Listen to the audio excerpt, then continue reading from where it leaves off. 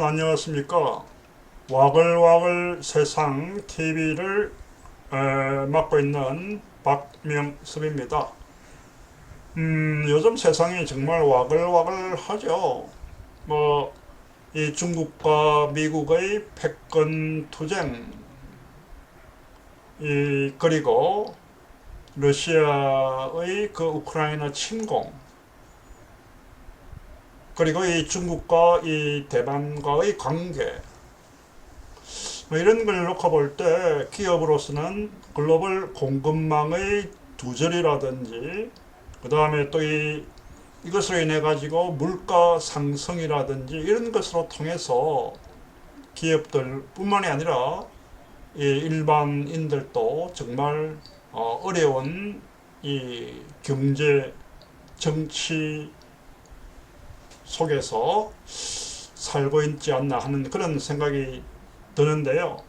그러한 가운데 우리가 기본으로 이렇게 지키면서 살아가야 될 마음가짐을 유교와 연결시켜 가지고 한번 살펴보자. 그래서 글로벌 경쟁, 유교 경쟁으로 뛰어넘어라 하는 그런 주제를 한번 다뤄볼까 합니다. 여기 나오다시피 유교의 정신과 경영자의 마음, 내지는 경영의 마음이랄까요? 이걸 연결시켜 가지고 한번 보자는 겁니다. 여기 사서오경에 나오는 한 44개의 그 명언을 바탕으로 해서 살펴보고자 합니다. 이 강의 내용은 제가 한 10년 전에 번역서를 출간한 책을 바탕으로 살펴보고자 합니다. 이 한국 사회는 6.25 이후에 빈곤을 극복하고 산업화를 추진하는 과정에서 기업은 이익 추구에 몰두하고 개인들은 입신 출세를 위해 가지고 경쟁을 하고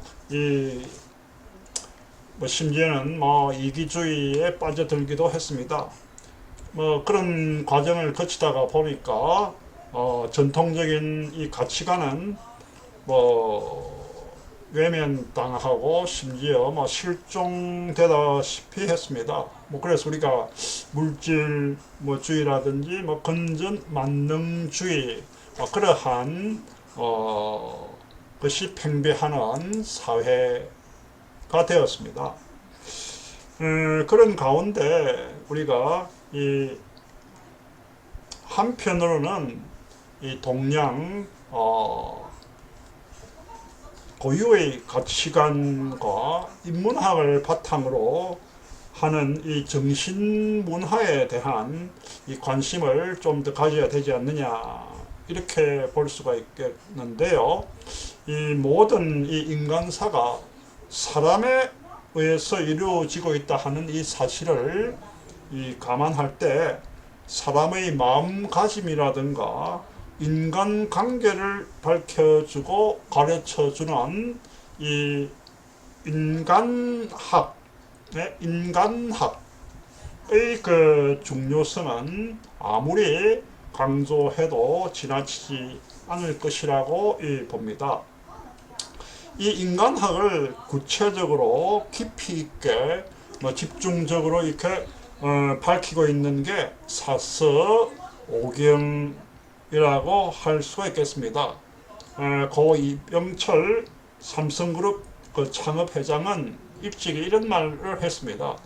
내 모든 경영 비법은 논어에서 나왔다고 했을 만큼 이 인문학은 동서고금을 막론하고 그 중요성이 강조되어 왔습니다. 그래서 여기 다루고자 하는 것이 사서오경의 44개의 명언들을 바탕으로 해가지고 경영과 관련시켜서 살펴보고자 하는데요. 인간으로서 갖춰야 하는 기본 덕목과 관련해가지고 중국의 거유 석학들이 2500년 전에 한 말이지만은 이 시사하는 바는 시와 공을 넘는 진리이면서 인류의 보편적인 가치관이라고 할 수가 있겠습니다. 여기 오른쪽에 제가 오래전에 번역한 책을 여기 소개했고요. 이번 강의에서 살펴보려고 하는 것은 지금 유교가 질문하는 것이라 하는 대주제 하에 세 가지의 소주제를 다루고자 합니다. 제가 이 유교를 전공한 것은 아니고요.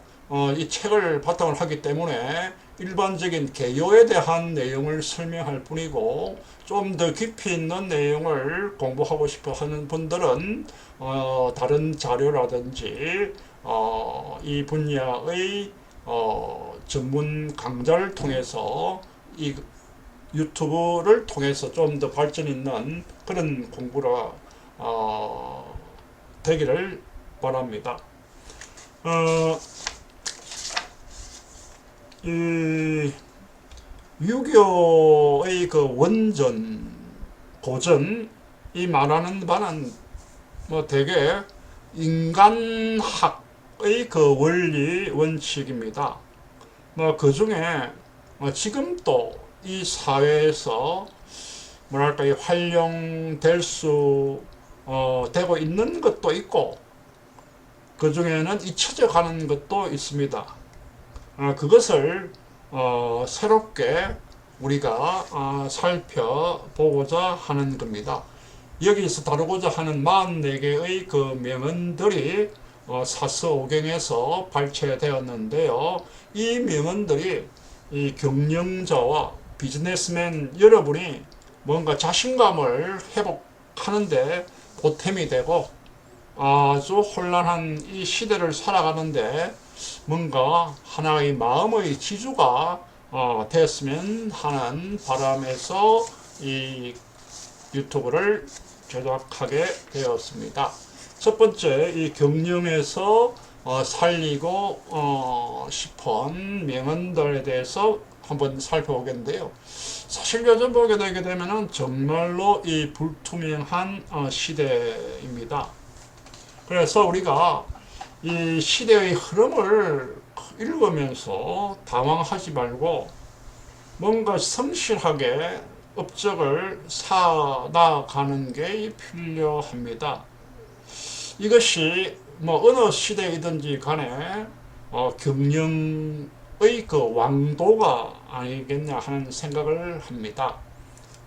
그래서 이 확실하게 자신을 올바로 세우는 것이 필요하고, 세상의 움직임에 휩쓸려서 헛되게 비틀거리고 있다면은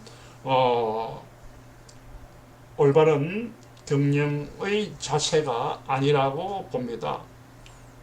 어떠한 사태에도 유연하게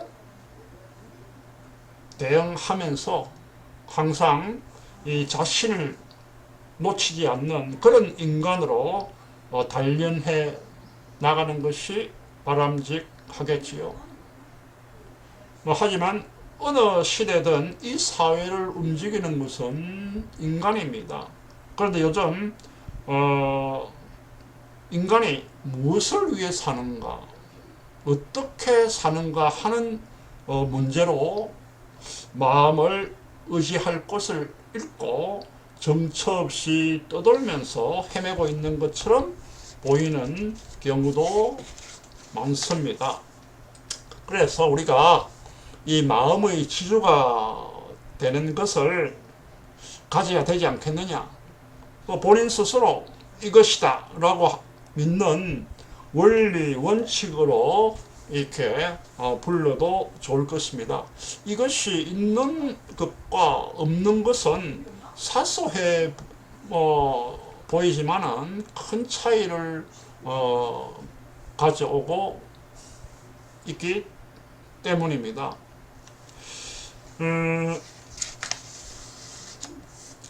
그리고 또 이제 보면은 이 사람들 중에서는 이 시대에 새삼스럽게 유교라고 하는 것이 무슨 큰 경영하는 데 도움이 되겠느냐 이렇게 생각하는 사람도 있을지 모르겠습니다. 어떻게 보게 되면 낡았다고 하면 낡았지만은 여기에 인용하고 있는 명언들은 모든 과거의 선인들이 마음의 지주로 삼아온 것들이라고 할 수 있습니다. 그래서 우리가 이 주목해가지고 살펴보면은 과연 그렇구나 하는 수긍하는 부분들도 여러분들이 있으리라고 생각합니다. 그래서 이러한 명언들을 다루면서 마음에 새겨서 하루하루의 경영과 비즈니스의 를 하면서 이 염두에 두면은 도움이 되지 않겠느냐 하는 그런 생각을 합니다.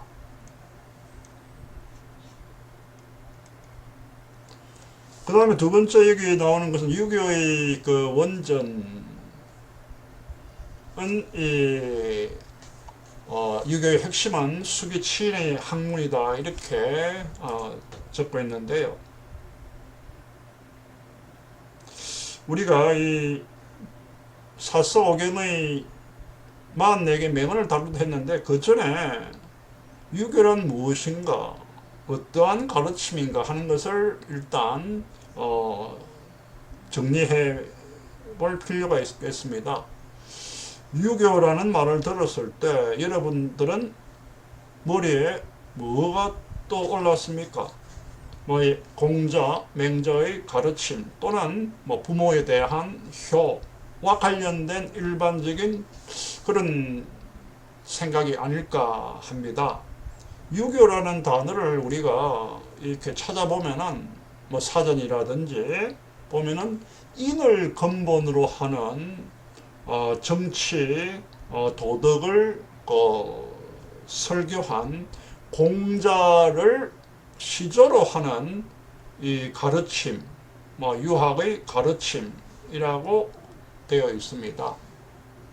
그리고 또 유학이라고 하는 항목을 찾아보면은 이렇게 되어 있습니다.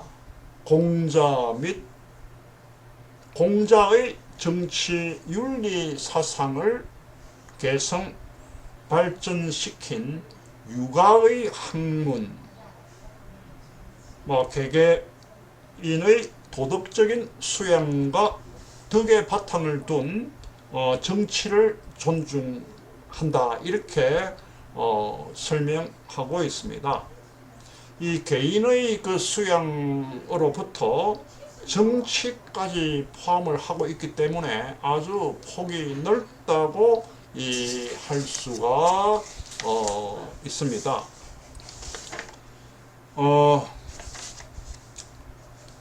그리고 또 우리가 유교는 종교인가 아닌가 하는 그러한 것도 가끔 이야기하고 있는데 이 점에 대해서도 긍정하는 사람도 있고 부정하는 사람도 있습니다.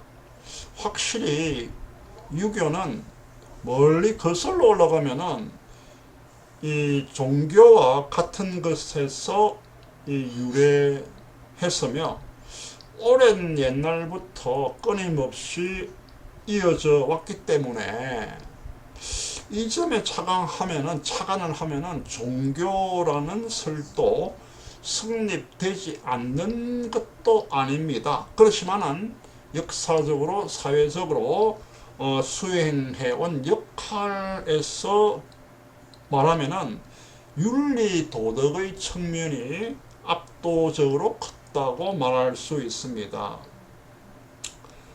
어느 것이든지 간에 종교냐 아니냐 하는 논의는 일반인에게 있어서 그렇게 큰 의미는 없다고 생각되기 때문에 여기서는 넘어가도록 하겠습니다.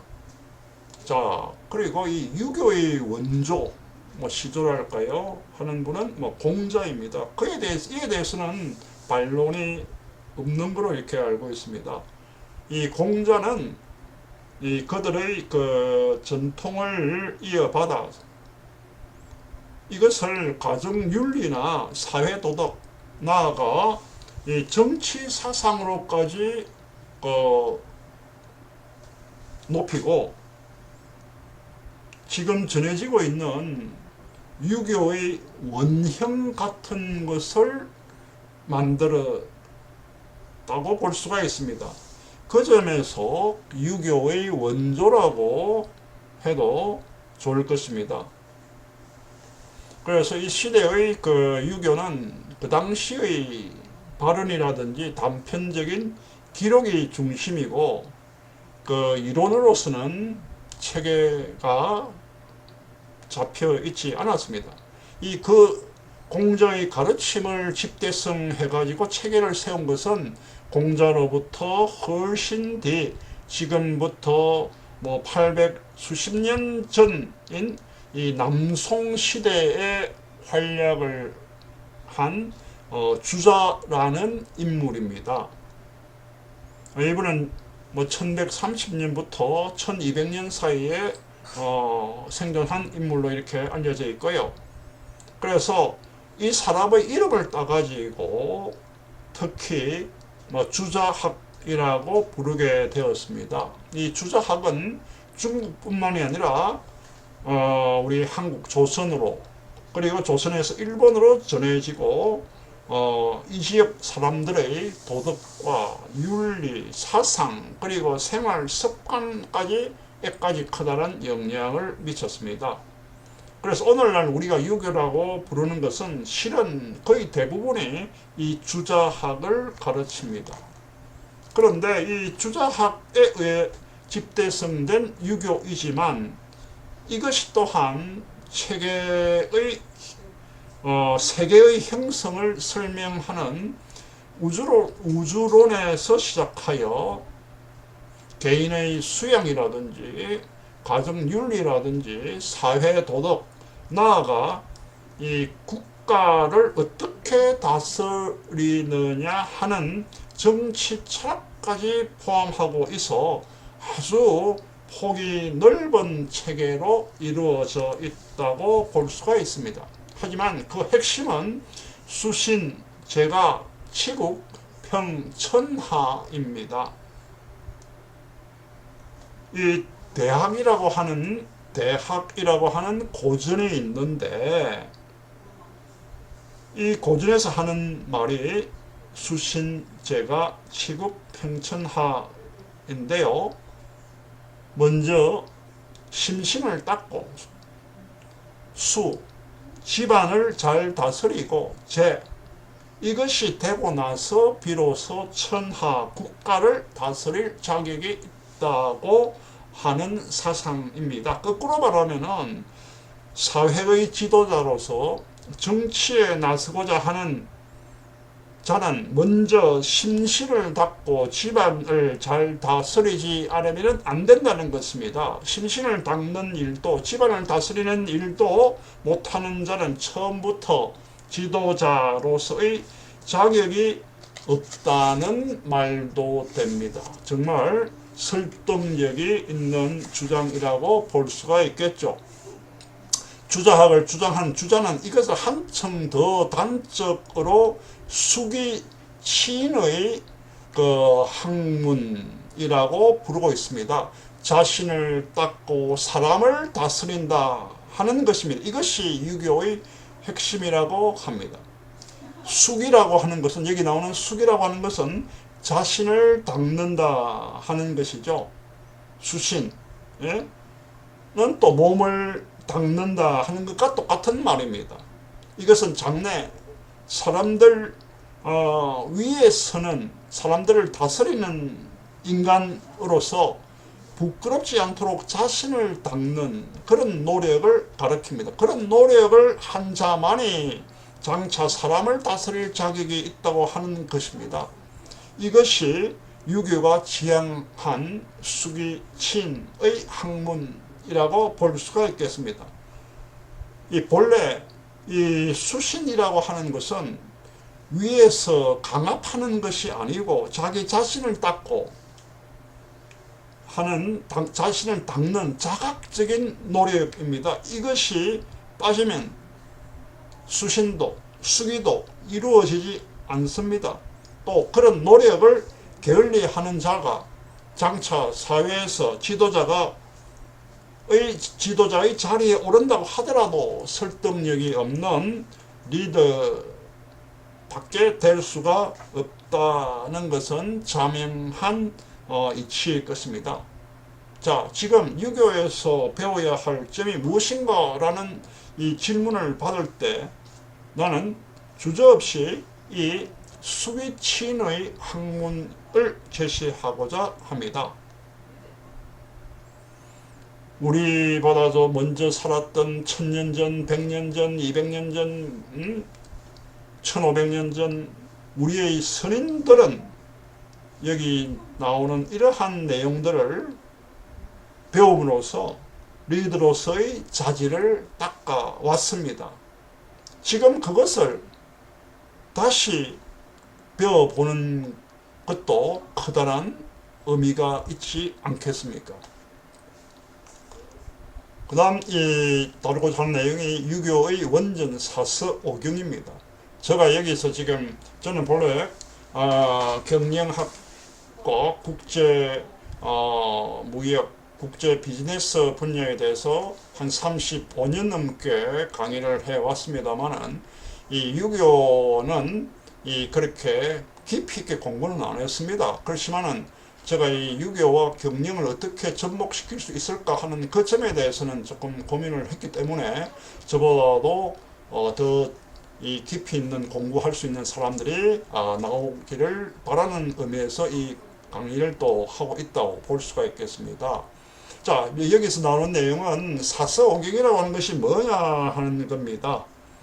이 수기친 앞에서 이야기했는데 이 수기친의 학문을 그러면 어디에서 배워야 하느냐 하는데 그것이 다름 아닌 사서오경이라고 하는 유교의 원전의 기준이 되는 본래의 고전 사서라고 하는 것은 뭐가 포함되느냐? 여기 나오는 대학, 중용, 논어, 맹자입니다. 저는 대학에 1학년 입학을 75년도에 해가지고 대학교 1학년 전공 필수 과목으로 논어와 중용을 배웠습니다. 그 당시 배울 때는 내가 왜 이것을 배워야 되느냐 이렇게 생각을 했는데 나이가 들면서 우리가 이런 공부가 필요하다.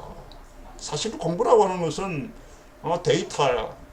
데이터에서 데이터를 가지고 두 번째 그걸 인포메이션으로 이렇게 발달시키고 그 인포메이션을 자신의 날리지로 발달시키고 그것이 날리지를 바탕으로 해가지고 위즈덤이 돼야 되는데 여기 사서오경에 나오는 내용들이 데이터, 인포메이션, 날리지, 위즈덤의 모든 내용들을 다 다루고 있다.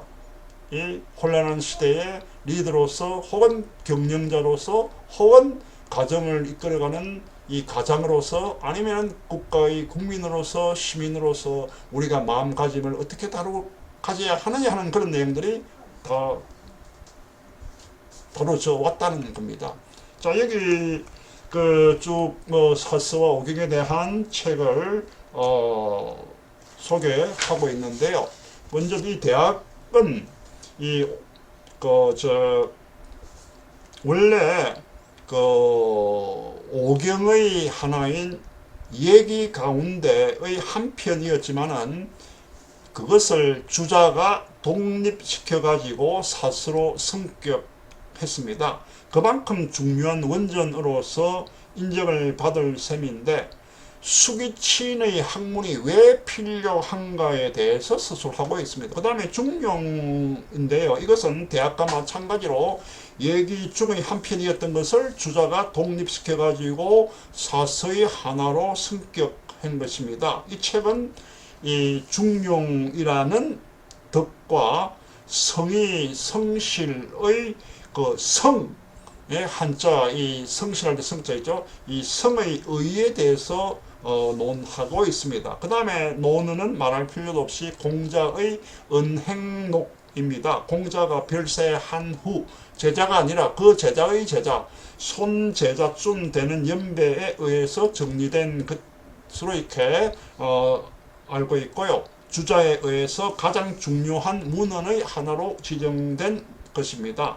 그 다음에 마지막으로 사서의 마지막으로 맹자가 있습니다. 맹자라는 인물은 이 공자의 가르침을 이어받아 가지고 인과 의에 바탕을 둔 왕도 정치를 주장을 했습니다. 그러한 주장을 모은 것이 이 맹자고, 이것이 사서에 포함됨으로써 유교에 있어 가지고 맹자는 부동의 지위를 확보하게 되었습니다. 그 다음에 오경인데요. 이 오경은 우리가 점 짓는 그 점 있죠. 점의 원전으로 이렇게 알려져 있지만 본래는 만물은 항상 변화의 과정에 있다고 보고 변화의 이치를 규명하려고 한 것입니다. 이것이 원전의 하나로 취급되어 온 것은 다름 아니라 리더가 되고자 하는 자는 변화의 이 사리에 대해서는 변화가 어떻게 왜 그렇게 변화가 일어나고 있느냐 하는 것을 알아두라 하는 뜻에서 비롯되었을 것입니다. 이 책에 여기저기 날카로운 통찰이 가득 들어차 있는 것이 특징이라고 할 수 있겠습니다. 두 번째가 이 서경인데요. 서경은 고대 전설에 나오는 천자라든지 유명 보좌관들의 정치를 모아서 정리한 것으로 유교가 어떠한 정치를 지향했는지, 그리고 그 정치 철학을 살펴볼 수가 있고, 공자보다 앞선 옛 시절부터 제왕학의 교과서로서 읽혔습니다. 그 다음에 시경은 고대의 시가를 모은 책인데 왜 이런 것이 원전인가라고 생각할지 모르지만은 아마 인간으로서 우리가 표현을 하는데 이 표현력을 연마하는데 매우 유익하다고 생각했기 때문일 것입니다. 그 다음에 네 번째 춘추입니다.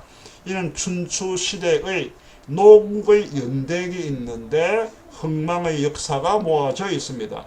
세 가지 종류의 주석서가 있으나 가장 널리 읽혀온 것이 춘추자시전 인데요. 이걸 줄여가지고 좌전이다. 줄여서 자전이 이렇게 하기도 합니다. 이것은 살아있는 역사 교과서라고 할 만합니다. 마지막으로 이 얘기입니다. 이것은 예에 관한 다양한 규정을 모은 책입니다. 이 예는 단순히 도덕이나 윤리의 규범에만 한정되어 있지 않고 그 당시 궁정이나 가정에 있어서 의식의 절차라든지 나아가 간섭과 제도 이러한 것을 포함하고 있습니다. 유교는 이것을 매우 중시해 왔기 때문에 이를 집대성한 이 책도 중요한 문헌으로서 존중해 왔습니다. 이상이 사서 오경의 대략적인 내용입니다. 이 유튜브에서 이들 원전 가운데서 특별히 경영자와 비즈니스맨에게 참고가 될 만한 명언 44개를 골라서 이것을 크게 6개의 장으로 나누어서 살펴볼 계획입니다. 경영의 이념, 경영의 지침, 그 다음에 경영의 실천, 그리고 신뢰의 조건, 그리고 자신의 기량을 연마, 그리고 사람을 대할 때 어떻게 유의해야 되느냐 하는 6가지 관점에서 나누어서 이 사서오경에 나오는 44개의 명언들과 연관시켜서 살펴보고자 합니다. 오늘 여러분들 또 즐거운 이 하루를 보내기를 바라면서 마치도록 하겠습니다. 감사합니다.